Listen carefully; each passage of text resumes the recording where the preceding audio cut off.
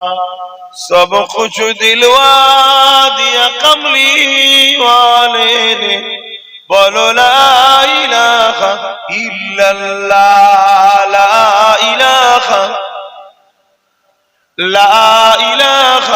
इल्लल्लाह, ला इलाहा इल्लल्लाह, मुहम्मदुर रसूलुल्लाह, ला इलाहा इल्लल्लाह, ला इलाहा इल्लल्लाह, मुहम्मदुर रसूलुल्लाह। अल्लाहुम्मा सल्ली अला।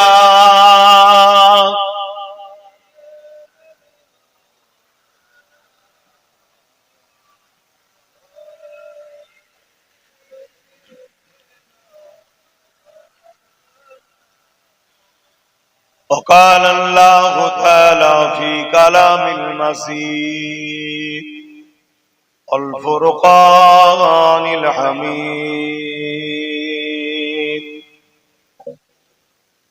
قل إن كنتم تحبون الله فاتبعوني يحببكم الله ويغفر لكم ذنوبكم والله غفور رحيم।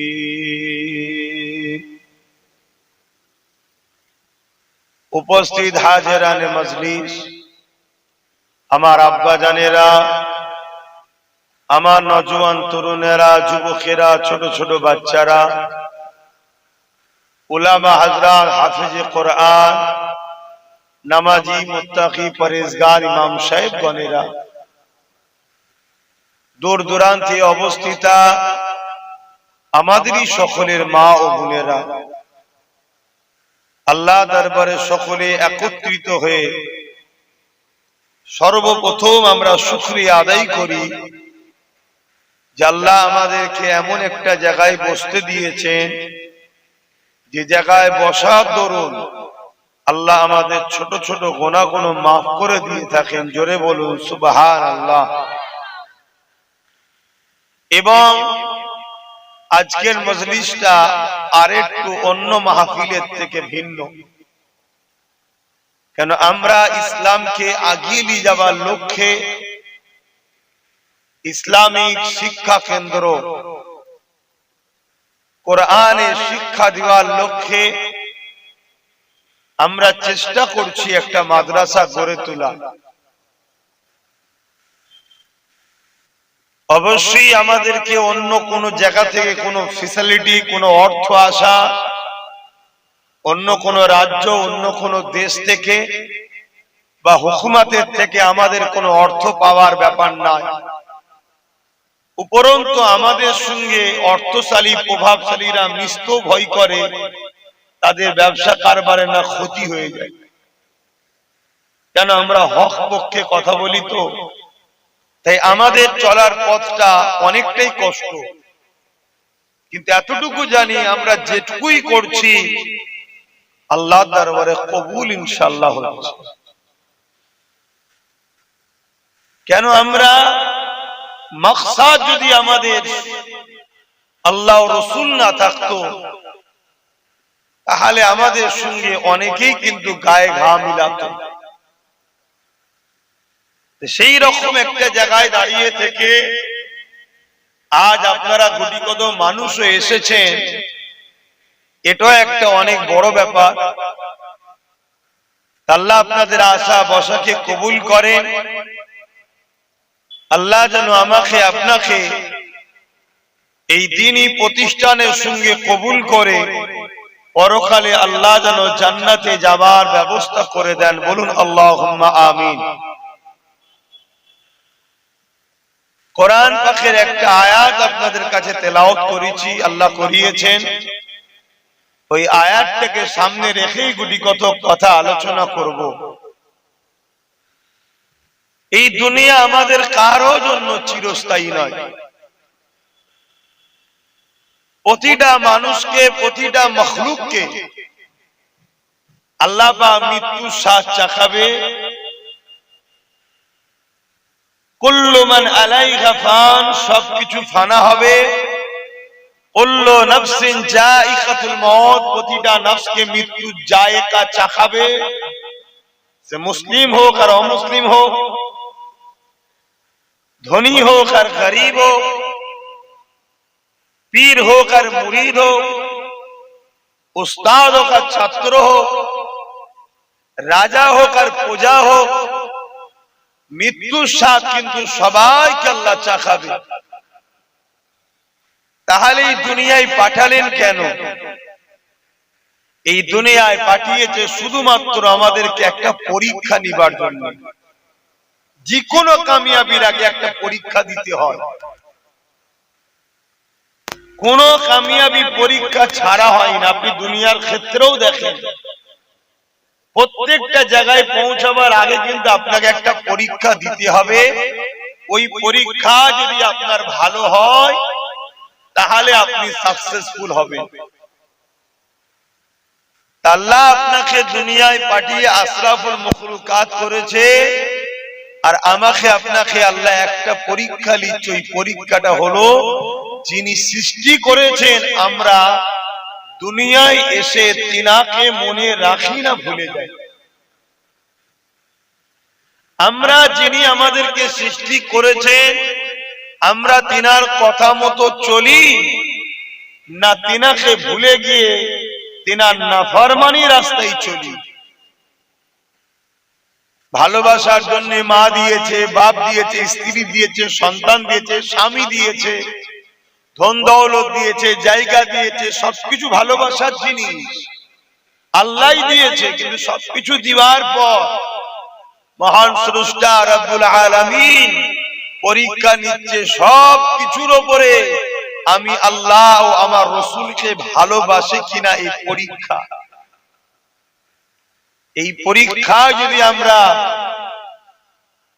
সবকিছুর উপরে আল্লাহ ও রসুলকে প্রাধান্য দিতে পারি, তাহলে কিন্তু আমরা দুনিয়াতেও কামিয়াবি, আখিরাতেও জান্নাত। জোরে বলুন সুবহানাল্লাহ। আর যদি আমরা এই দুনিয়ার সামান্য জিন্দেগির লোভ লালসায় আল্লাহ ভুলে, রসুল ভুলে, আল্লাহর প্রেম, নবীর প্রেম ছেড়ে দিয়ে দুনিয়ার প্রেমে পড়ে যায়, লোভ লালসায় পড়ে যায়, আল্লাহ রসুলের নাফরমানি রাস্তায় চলে যায়, মনে রাখবেন আল্লাহ ছাড় দিয়েছে, ছেড়ে দেয়নি। একটা দিন কিন্তু আল্লাহ ডাকবে, যেদিন পরীক্ষা শেষ হবে। যেমন এখানে দুনিয়ার পরীক্ষায় ঘন্টা পড়লে খাতা জমা হয়, ওখানে ঘন্টার জায়গায় মৃত্যু হবে। মৃত্যু দ্বারা তোমার দুনিয়াবি জিন্দেগি ক্লোজ, খাতা জমা পড়ে গেল। আর এই খাতাটা দেখানো হবে সুম্মা নুফিকা উখরা ফাইযা হুম কিয়ামুন ইয়ানজিরুন, ময়দানে মাহশরে। বিচারে একটা দিন আছে, যে দিনটা হবে কানা মিকদারু 50,000 সানাতিন, 50,000 বছরের লম্বা একটা দিন। দুনিয়ায় যে 50,000 বছর যত দিন হয়, একটা দিন হবে এত লম্বা। এই দিনে আল্লাহ সবাইকে উঠাবে। আমি আব্বাস সিদ্দিকীকেও সেখানে দাঁড় করাবে। আদম নবী থেকে নিয়ে মা হাওয়া থেকে নিয়ে পৃথিবীর শেষ মানুষটা যে আসবে তাকে পর্যন্ত কাউকে বাদ দেবে না, সবাইকে সেখানে হাজির করাবে। সেখানে এত কঠিন জায়গা হবে, আল্লাহ রসুল বললেন সূর্য 12 গুণ তাপ আল্লাহ বাড়িয়ে দেবে। বর্তমান সূর্য যে তাপ আছে তার থেকেও 12 গুণ তাপ আরো বেড়ে যাবে। এবং বর্তমান সূর্য কয়েক লক্ষ কোটি মাইল দূরে আছে। সেদিন সূর্য মাথার 1 হাত উপরে নামিয়ে দেওয়া হবে। মাথার ঘিনু ঘিনু গলে গলে নাক দিয়ে ঝরবে, কিন্তু মওত হবে না। মওত যাতে রূহ শরীর থেকে বেরিয়ে যাওয়া থাকার ব্যাপার। আর এই রূহটা কি? এই রূহটা হলো মহান স্রষ্টার হুকুম। মায়ের পেটে আমরা যখন ছিলাম 120 দিন পরে এই বডিতে এই রূহটা আল্লাহ ফুঁকে দিয়েছে, পাঠিয়েছে। তো মওত হবে না, অথচ মাথার ঘিলু গলবে, আবার অটোমেটিক গজাবে, আবার গলবে। মানুষের শরীর দিয়ে এত পাসিনা বেরোবে, মানুষ নিজেদের পাসিনাতে সাতাল পর্যন্ত কাটতে থাকবে, এত পাসিনা হবে। আজ আমরা উলামারা বলছি, তোমরা হয়তো অনেকে নিচ্ছ, অনেকে উড়িয়ে দিচ্ছ। তবে উড়িয়ে যখন দিচ্ছ মনে রেখে দিও, সেই দিন কিন্তু বুঝতে হবে। কেন আমার কোরআন আর আমার রাসূল যা বলেছে, আজ পর্যন্ত পৃথিবীর কেউ একটাকে মিথ্যা প্রমাণ করতে পারেনি। জোরে বলুন সুবহানাল্লাহ।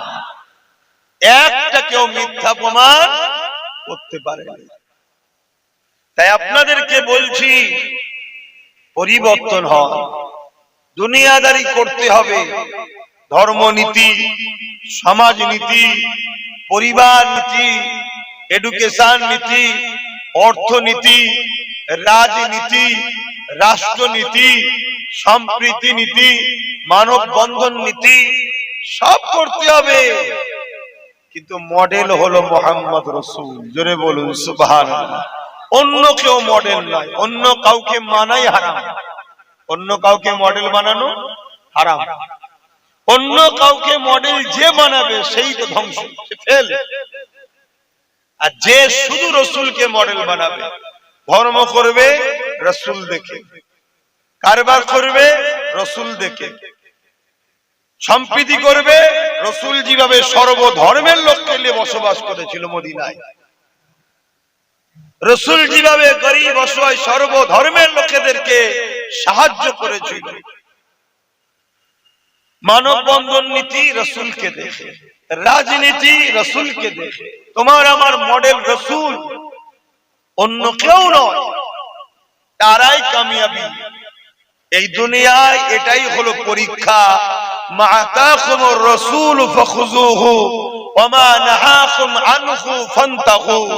আল্লাহ কোরআনে বলছেন, আমার নবী যা আদেশ করছে মেনে নাও, যা নিষেধ করছে ছেড়ে দাও।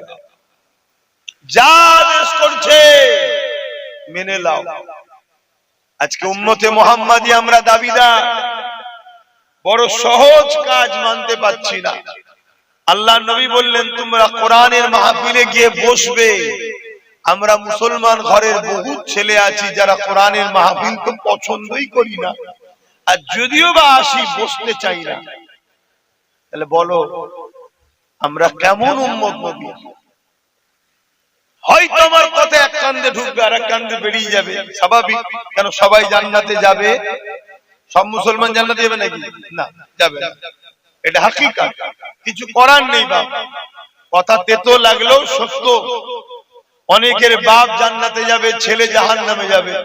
অনেকের ছেলে জান্নাতে যাবে, বাপ জাহান্নামে যাবে। অনেকের স্বামী জান্নাতে যাবে, স্ত্রী জাহান্নামে যাবে। অনেকের স্ত্রী জান্নাতে যাবে, স্বামী জাহান্নামে যাবে। অনেকের ভাই জান্নাতে যাবে, আরেক ভাই জাহান্নামে যাবে। এরকম অল্টারনেট এক পরিবারে অনেক কিছু ঘটবে। আবার অনেকের পুরো পরিবারই জান্নাতে যাবে। জোরে বলুন সুবহানাল্লাহ। অতএব কে কোন ঘরে জন্ম নিল, কে মুসলমান, কে ইসলাম ধর্মে, কে হিন্দু, কে আদিবাসী, কে সাঁওতাল, কোন ঘরে জন্ম নিয়েছে ওটা বড় কথা নয়।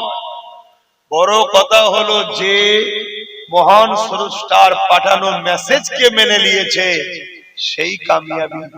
প্রতাপ চন্দ্র সেন নাম শুনেছেন না? পরবর্তীতে নাম কি হয়েছিল? সুফি আব্দুল মোমেন সাহেব রাহমাহুল্লাহ। জোরে বলুন সুবহানাল্লাহ।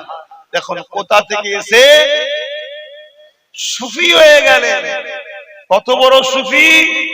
জঙ্গলে গেছে, হিংস্র বাঘ খেতে এসেছে, শুধু বলেছে, দেখো আমি আমার পীরের হুকুমে এসেছি, আল্লাহ পাওয়ার জন্য জিকির করতে এসেছি, মুরাকাবা করতে এসেছি, আল্লাহ তাসবিহ করতে এসেছি। আমার পীর জামানার মুজাদ্দিদ আবু বকর সিদ্দিক দাদা হুজুর পীর কেবলা পুষা বিড়াল যেমন গায়ে গা ঘেঁষে বসে যায়, ওই হিংস্র বাঘ সুফি আব্দুল মোমেন সাহেবের গা ঘেঁষে বসে গেল। জোরে বলুন সুবহানাল্লাহ। আর আমাদের বাপ মুসলমান, দাদু মুসলমান, দাদি মুসলমান, নানা মুসলমান, নানি মুসলমান, আমাদেরকে যদি বাঘ পাই কি করবে বলুন? একটা অন্য ধর্মে জন্ম নিয়েছে, কিন্তু সে মহান স্রষ্টাকে মেনে, রসুলকে মডেল মেনে আজকে দুনিয়াতেই প্রমাণ দিল, ইতিহাস তার আজও লেখা আছে, জঙ্গলের বাঘ তার কাছে পুষা বিড়াল হয়ে গেল। কেন? সে আল্লাহ রসুলকে রাজি করেছে। আমাদের জিন্দেগির মাকসাদ হবে এটাই, কারবার করো, ব্যবসা করো, সংসার করো, আত্মীয়তা করো, সব করো, কিন্তু মান আহাব্বা লিল্লাহ, আল্লাহকে জন্য ভালোবাসো, ওয়া আবগাদা লিল্লাহ, ওয়া আতা লিল্লাহ, ওয়া মানা লিল্লাহ ফাকাদ ইস্তাকমালাল ঈমান। যাই করো মাকসাদ আল্লাহ হবে, ভালোবাসবেন আল্লাহর জন্য, দুশমনি করবেন আল্লাহর জন্য, আত্মীয়তা করবেন আল্লাহর জন্য, বিচ্ছেদ হবেন আল্লাহর জন্য, এরাই তো প্রকৃত ঈমানদার। তাহলে আজকে এখানে বসেছেন কার জন্য?